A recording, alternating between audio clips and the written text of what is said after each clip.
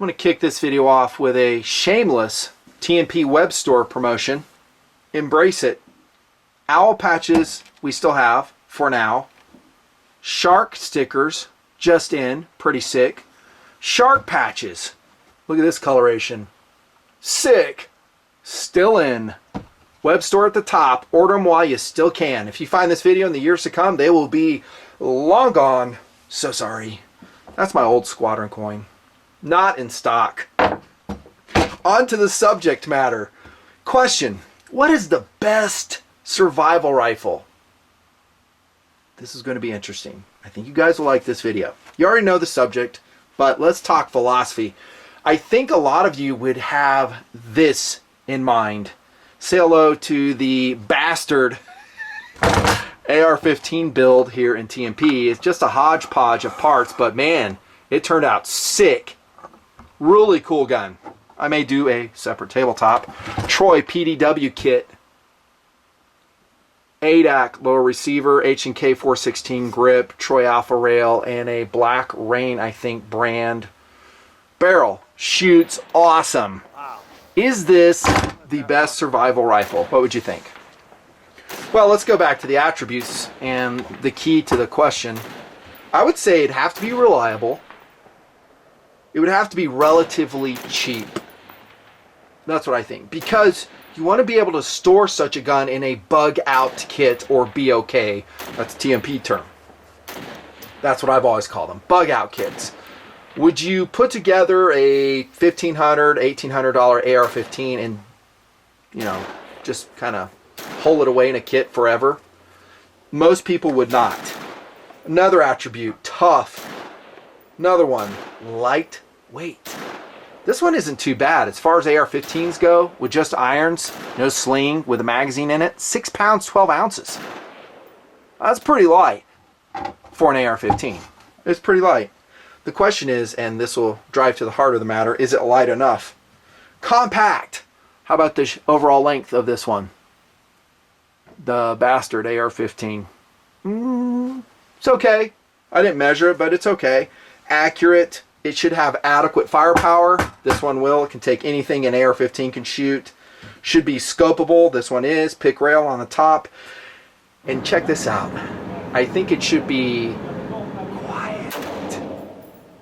So to answer your question, I don't think this is the perfect survival rifle. Contrary to what a lot of people online, pretty much everyone, would say. Best survival rifle is an AR, a Mini 14, an AK variant rifle. I say no.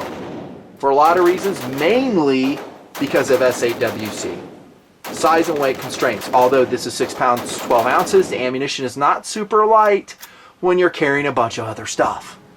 We're assuming a man-portable system. You're backpacking, you're evacuating, you're going from one place to another, or maybe you're in a vehicle where SAWC is paramount.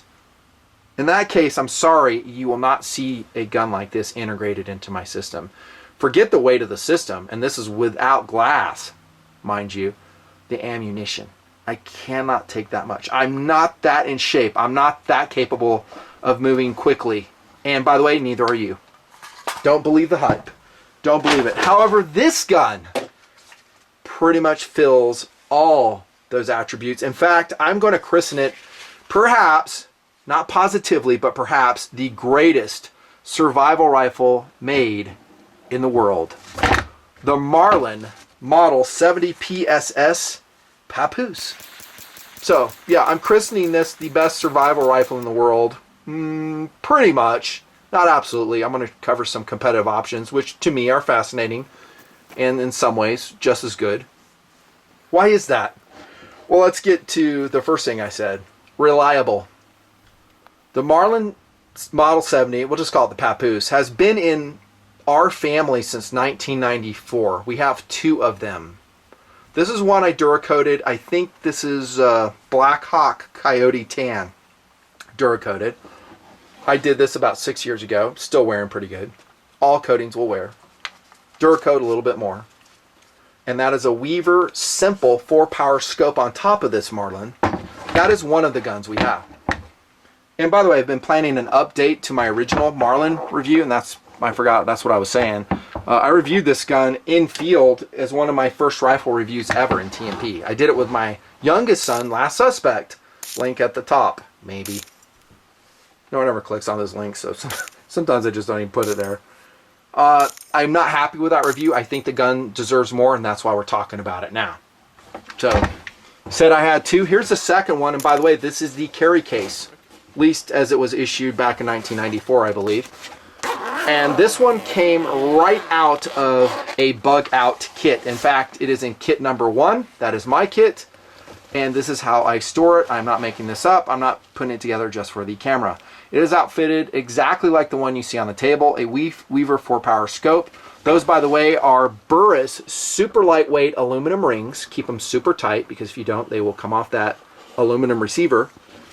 And at the time, we'll talk about firepower, the best rounds count I could get were the factory 10-rounders, which, by the way, are excellent. So I've got, what, 4 10-rounders in there, and a Jack Wolfskin repurposed cell phone container. And there it is. Look how it straps in. Here's the barrel as it's taken down, barrel nut, and the spanner wrench of the Marlin Papoose. It's a cool system. I lost my hood on the other one. I don't know where it is. I might have to order another one. Cool system. But first, that's the introduction. And we're going to go back to the key one, and that is reliability of the Marlin Papoose. It is probably the most reliable 22 long rifle chambered survival rifle I've ever fired. Yes, I fired the AR-7 a lot, and yes, I know a lot of you want me to review the Henry Arms AR-7. Henry Arms has it now, but there's been a lot of other companies that have produced it. I've never been impressed with it, never have, and the key is reliability. I have not fired the Henry Arms. I hear they're better, but I've had such a bad experience with them growing up. Jam, jam, jam, jam, jam, jam, different ammo, more jams, more jams, more jams. I'm done with the AR-7. They suck. And then pull the mag out. When they were built by Charter Arms, they just sucked. There it is. This gun, however, extremely reliable. It still is a 22, guys. So that means the ammunition will fail at times. If you want it to be uber reliable, run CCIs. If you can find it. Very reliable. I would give it probably an A for reliability, considering that it's a 22. This is, by the way, very similar to other semi-automatic Marlin 22 rifles I've already reviewed. Last fall, I posted my review, finally, of the Marlin 60. Model 60. Granted, that's a tube-fed 22, but the action's identical. How about the Marlin 795, posted back in 1985? I'm kidding. It's not that long ago, but it seems like it. I did my 790 review probably in 2010, something like that. I don't know. Look it up if you're interested. Anytime you want to know if I reviewed something, just go into the YouTube tagline, type my name, nothing fancy, the item you're looking for. If I've reviewed it, you'll see the video come up. If I haven't, you won't. I do the best I can, according to audience support, by the way. You guys got to watch it more. Cheap was the next consideration. This is not super cheap, at least in terms, and by the way, as I'm talking, you're going to see some of the shooting over the years with the Marlin. Very fun. Rolling on screen. It's not super cheap in terms of 22s. I would ballpark it around $300. Top of the screen is where I recommend to go get it. Use code Nothing Fancy at that place. Maybe they give you a discount. Something. It's the best price I can find for you. About $300, maybe like $280. Depends. Totally worth it. Totally worth it. Okay, so I would say that's affordable enough, and we're talking without a scope, to put in your bag and forget about it. That's what I do. That, by the way, is a key concept of your Bugout kit. You cannot get into your BO case and grab crap out of it. You cannot. When you buy a gun, you put it in there, a multi-tool, a first aid kit, it stays in the Bugout kit, which is always ready to deploy and book it out the door. There, a little insight to upcoming philosophy. And so $300 I can part with. I recommend putting a scope on it. Let's talk about it now. And that'll also get to accuracy. The iron sights on the Marlin Papoose are actually pretty good. Folding buckhorn sight. Are they super precise? No, but I've done a lot of shooting with them iron sights and they work fine. Again, I lost a hood on that one. I love the high visibility front sight. It is plastic. It can't snap off. I need to find that hood or order another one. But they work. But for maximum accuracy of a very underpowered cartridge, you need a scope. Here comes some more philosophy. The 22 long rifle in a survival application is not great. Okay, and what is that survival application? You guys are going to love this part of the video because it gets to the heart of a lot of nonsense I see on the internet. What does it mean to survive with a rifle? What are we looking for? A lot of people online, on the blogs, on the other YouTube channels are saying a bunch of stupid stuff, saying, hey, I can't wait for the balloon to go up because then I'm going to start shooting people. It's going to be a firefight. That is a bunch of bullshit. Okay? I don't support that. I support rule of law, the resurgence of community. I've talked about that before. Only as a last resort when all sorts of negotiations have taken place and it's time critical, you absolutely have to defend your life. Then, and maybe still not then, because you can flee, would you need to use lethal force. The reason I say this is because that's why this gun is wholly adequate in what I feel is a realistic survival role. The chance of you using it to defend your life, I'm not going to say it's not there, it's there. But maybe 5% versus maybe procuring game, signaling, 90%, 95%. The 22 long rifle and those philosophies of use, ideally getting game if you're lucky enough to be in a place that has game, up into including deer. There's been lots of deer taken with 22 long rifle illegally. Let's just be honest. It works if you can get a good, accurate shot. That's where I'm going with this. But it's not ideal, nor do I ever recommend it. But if your life's on the line, you need food, maybe you see a rabbit, a squirrel, a turtle, you need food, the Marlin Papoose comes into action, it might be able to get you that food. Would I prefer to have a higher powered 223? Maybe. Who's around? Remember, one of the other attributes was being quiet, right? You don't need a can for this gun, I'm talking suppressor, on the Papoose. It would be nice, but it's extra weight. It's extra expense. You're going to put a $300, $400, $500 22 suppressor in your Bugout kit and forget about it? No. 22s are generally, especially in rifle form, more quiet than a 223. You don't want to attract tension. You want to stay low. You want to avoid conflict. You want to reestablish rule of law. 400-mile journey today. Let's get to the scope. So the 22 is underpowered. We know that. I kind of think of it as a maximum 100-yard cartridge. Hey, I've shot mine out to 300 yards. Well, maybe you have, maybe you haven't, but I've shot them at 100 yards and you can barely hear them hit the steel. Tink, tink. That's not a lot of power. So let's get real again. It's underpowered. However, it can get the job done if you are accurate. So irons are good, scope's better. So the weight is worth it because now I'm maximizing the system of the gun to connect. What if I do have to shoot a larger game animal? I don't have a choice. We're starving here. I want to shoot with a scope. I mean, I'm speaking from experience, by the way. I mean, my son, Tactical Doodle, my oldest one, and I took the Marlin Papoose, that one in the container I just showed you, up to Upper Priest Lake when he was just a small kid. And you talk about a great raft gun, camping gun, another philosophy of use, awesome. Look how small this is. Even with a scope, it fits into the zip container. Another advantage over the Henry Arms AR-7. Scoped. And by the way, naked, 3 pounds, 3¼ pounds. That's a great carry weight. At the top is the scoped weight, which is still very reasonable. But with this, the scope, very, very accurate. Micro groove rifling. Next one I said, tough. Has to be durable. Check. Marlin Papoose is all that. I know because I've dropped them several times. Never had them break on me.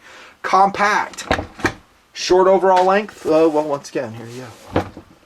Is it the smallest 22 round? Lightest? Maybe it is, maybe it isn't. But it has all those other attributes I like. How about high rounds? In other words, firepower. Well, you're looking at it. The ProMag 25 rounder for the Marlin Papoose finally came out and it's excellent. I've tested it a lot at this stage. I have a video out all about it. It was put out in TMP in preparation for this tabletop review, by the way. I guess I will annotate that one. ProMag 25 rounders across US are praised. And it finally made this gun into the perfect survival rifle. Now, I showed you earlier the 10-round magazines right here, and those are good. And it kind of gets into my philosophy. You're not going to be doing firefights with this thing. You could. I'm not going to guarantee you won't. Who knows? Maybe this group or that group you come across and they are heck bent on taking everything you have and killing you in the process. In which case, I'd much rather have a 25-round ProMag, granted it's a 22, rather than a 10-rounder. So these magazines here are affordable, highly recommended. They're rugged, they're relatively lightweight, and they complete your Marlin 22 magazine system. They do.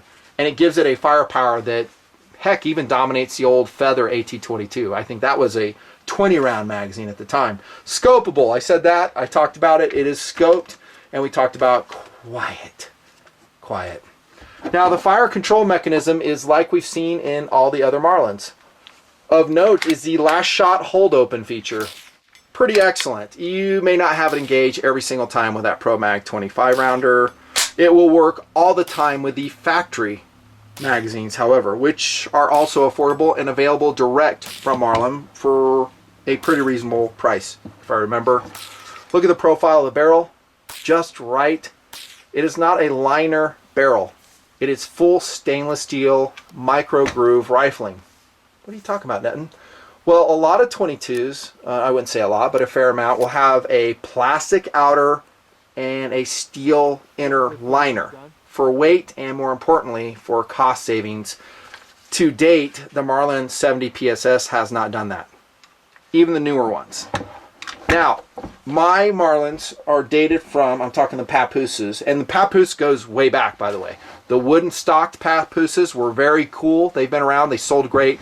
And then a long time ago, they upgraded to the synthetic stock versions you see here. I prefer those, by the way, for the durability, toughness, reliability I was talking about. So that one Papoose is circa, like I said, around 1994. This one is circa 2002. Both are very reliable, haven't had any quality issues. Can I vouch and say that all Papooses will be the same? No, I can't. Maybe somewhere along the way there were some hiccups, quality control issues. We see them with everyone, by the way. But I have a pretty good span of time between the two rifles, and I think your odds are good getting a very reliable, super accurate Marlin Papoose. The only way I could think of improving the Papoose is by threading it. So if a dude or dudette wants a suppressor option, they can do it and move that front sight blade further aft. It is pretty straight cylinder to this point, albeit very narrow. I did not investigate threading the Papoose. Maybe someday I will and do it. Perfect size barrel, 16 1/4 inches, so just over the legal limit. Really easy to attach. So there's your barrel nut. You saw the spanner wrench, you just tighten it on, and you only have to snug it with the Marlin Papoose. You don't have to tighten it up a lot, and voila, done. There's your charging handle. Again, this one's Duracoated in Black Hawk Coyote tan. Polymer trigger guard, and the trigger is decent on all the Marlin semi-auto 22s. It's not, I would say, amazing, because it kind of interfaces with the top mechanism. It's not a self-contained trigger unit like we've discussed in other videos. Let's pull it and just see what it does. Always double check. Yep. I honestly don't know what it's going to pull, but we'll try it. Okay, almost 7 pounds. Let's see if it'll pull any different. I've never felt the need to trigger job a Marlin 22 6.6 on the trigger scale of Marlin Papoose. They work fine. It's funny, like with Ruger 1022s, it's like I cannot gunsmith that trigger fast enough. I can't. I gotta gunsmith it, but this is fine. The stock length is perfect. I'm 6'3", I'm kind of tall, and I find it fits me perfectly. Serrated butt pad here, raised cheek comb, somewhat of some checkering on the modified pistol grip. I love the stock. No issues whatsoever. And that'll bring us to my homemade sling, by the way. Remember I said in that shooting positions video that I don't really care about slings that much. That's because I can sew them up in about 20 minutes. This one I made in 1994. It's just simple, high quality nylon webbing, Fast-Tex buckles, and I have these synthetic sling swivels. These are, you can see them right there. Super light is the key here. I want super light. I sewed my own keepers, and that way I can sling it and carry it in that survival situation. Incidentally, I would probably not be carrying my Marlin Papoose like this if I needed it for survival purposes, yes, to include defensive use. And one reason I said that, by the way, is I just think some people have kind of taken the whole WROL thing and ran with it and kind of gone a little cuckoo with it. You know, it's like they're wishing for WROL. No, not me. I think mostly survival use would be procuring game. Signaling, maybe scaring someone off. It would be put together, though. And on the Jeremiah expedition, the Marlin Papoose came with me. And you'll be seeing some of that shooting then in the snow with Allie the mountain dog. And this gun rides so well in the side pocket of a full-size pack, whether it's a frame pack or an internal frame pack. In that expedition, I was using the excellent, highly recommended, I have a review on it, Kelty Eagle 7850. Look it up. And the Marlin Papoose just fits so easily in there. I did mention the accuracy of the Marlin Papoose, but there's nothing like proving it on the tabletop. I've always done that whenever possible. Let's take you back to 2012. This is the Jeremiah Johnson Expedition, Speak of the Devil. I think this is Federal bulk as well, shooting from the snow in 30 yards distance. Backpacking. Great groups. Love it. 65 yards, Marlin Papoose in the Wilderness, 2012. 36 grain Federal bulk, 65 yards. Now the 22 long rifle, as I said, does not have a lot of power. We know that. But if you can deliver it accurately to your target of importance, it probably will get the job done in a lot of the situations. This one is in 615, so I just shot this. It's off the KTM 1190. You'll see that footage as well. 50 yards. This is CCI. Great group there. That's about 6 rounds. Another great group. These are semi-rapid, by the way. Great group. So accuracy, just like all the Marlin rimfire rifles I've reviewed to date, is excellent. And that will take us to field strip and maintenance.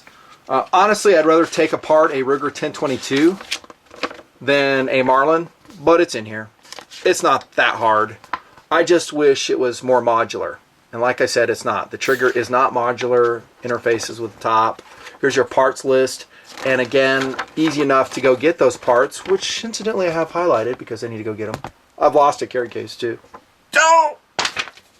Yeah, field strip, simple enough. Accessories, I would put a scope.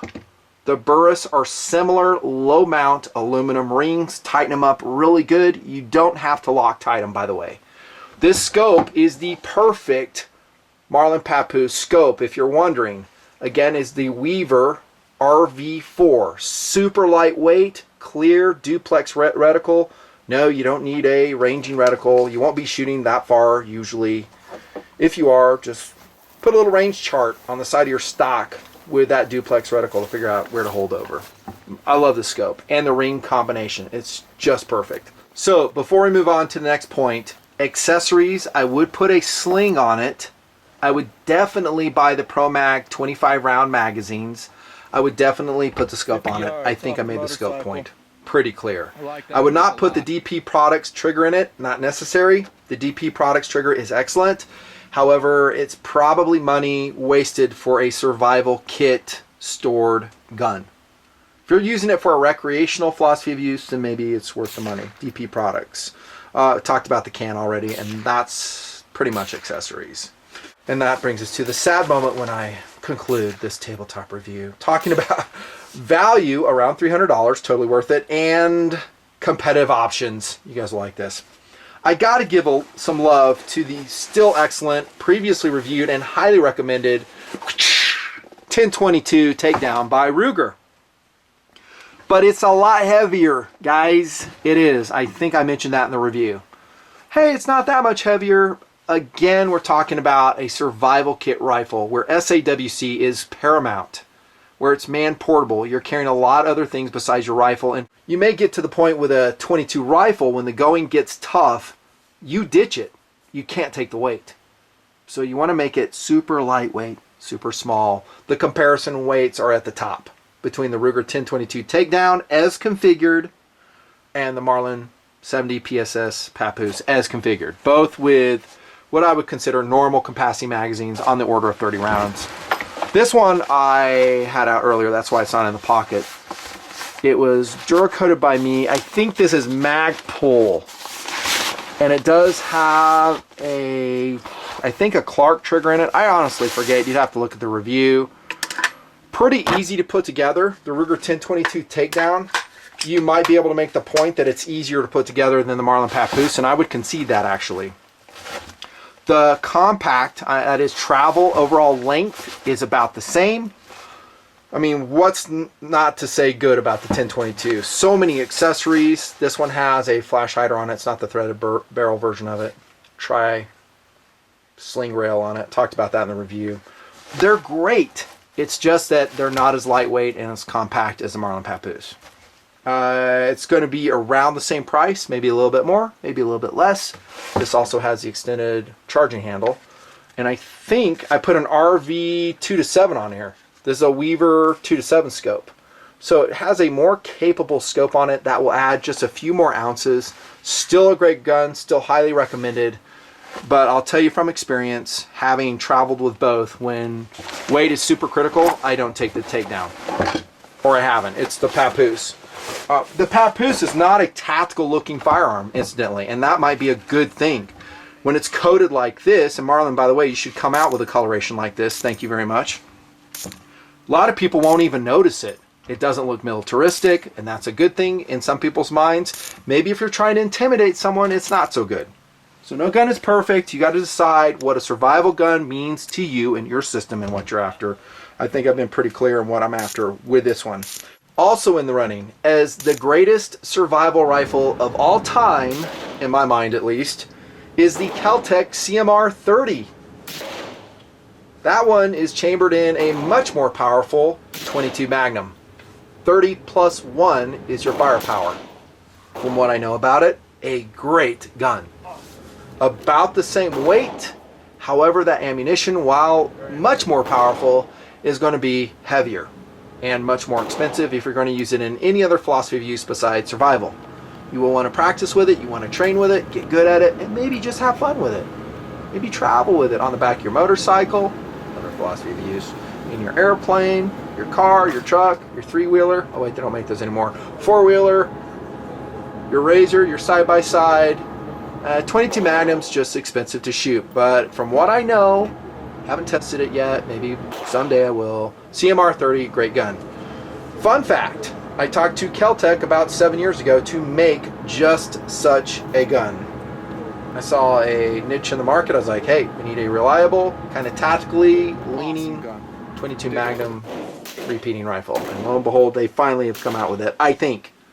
But like all Kel-Tecs, are going to be impossible to find, and I don't know what to tell you. Kel-Tec is Kel-Tec, dudes. They just don't produce stuff. Discontinued, but it would have been in the running, is perhaps the Feather Industries AT-22. That had a 22 round magazine. Very cool gun. It did have a wire stock that wouldn't be nearly as comfortable to shoot as the Papoose. Or the Ruger 1022 Takedown for that matter. Yeah, the ergonomics maybe not so good, but you thread it, put a can on it, pretty cool. It has that second cool thing that perhaps the Papoose lacks completely. And I'll just mention this super quick, because we are talking about the greatest survival rifle in the world, potentially the Marlin Papoose. And undoubtedly some guys will say, well, how about an AK variant pistol like the Draco, the C39, the M85 with a SIG brace on it? I mean, that would be awesome, right? Well, get back to the noise, get back to the weight of the ammunition, get back to the ability to easily put optics on it, maybe not so much. You might make a case for a piston-driven AR in that length. I like the piston when I get to an SBR length as opposed to DI. I said that in my philosophy video, DI versus piston, back in 2009. But still, I'm just talking about what I do. And the answer is no. I'm not going to include any of those guns. And I'll throw up the Bastard again, just by way of reference, in my BOK. Because now you're looking at a Bugout kit that weighs 100 pounds. Hey, but at least I got a lot more firepower, and that thing's deadly after 300 meters. No argument. It is. But the question is, are you going to keep it in your Bugout kit, or are you going to ditch it? I mean, it's really easy to talk out your ass online, right? We see it all the time. We'll see it in this video, in comments. But where the rubber hits the road, go watch Can You Run a Full Mile in Full Tactical Gear video. It's a wake up if you haven't done it. So I'm sorry. It's better to have something rather than nothing. Hence, I still think the Marlin Papoose is perhaps, not decidedly, but perhaps one of the best survival rifles in the world. It is accurate. It is very reliable. It's super lightweight. It's affordable. Now you have ProMag 25 rounders. It takes a scope. It has last shot hold open. Has a floating, if I didn't mention, case that compacts like that. I think it just drums the competition. Nothing fancy. Go buy one today. See ya.